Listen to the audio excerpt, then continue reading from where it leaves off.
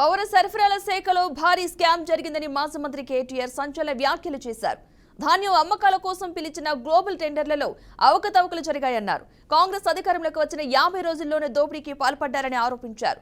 క్వింటాల్కు 150 నుంచి 223 రూపాయలు అదనంగా చెల్లించాలని రాష్ట్రంలో ఉన్న రైస్ మిల్లర్లను 4 ప్రైవేటు సంస్థలు బెదిరిస్తున్నాయని అన్నారు. దాదాపు 1100 కోట్ల అవినీతి జరిగిందని కేటీఆర్ సంచలన ఆరోపణ చేశారు. నెలకు 2500 మహిళలకు ఇవ్వడానికి టైం లేదు, ఇంత వేగం కనబడదు. 4000 పెద్ద మనుషులకు ఇవ్వడానికి ఆసరా పెన్షన్లు కనబడదు. రైతులకు రుణమాఫీ చేయడానికి ఈ స్పీడ్ లేదు.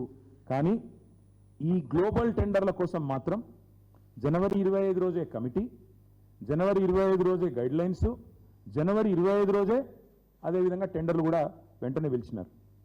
ఇంకా విచిత్రం ఏంటంటే మిల్లర్లు, రాష్ట్రంలో ఉండే రైస్ మిల్లర్లు వాళ్ళు స్వయంగా కన్సెంట్ ఇచ్చినారు. జలసౌదలో ఒక మీటింగ్ జరిగింది.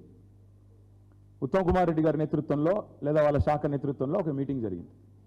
అందులో అనధికారికంగా ఒక MOU కుదుర్చుకున్నారంట. ఏమని?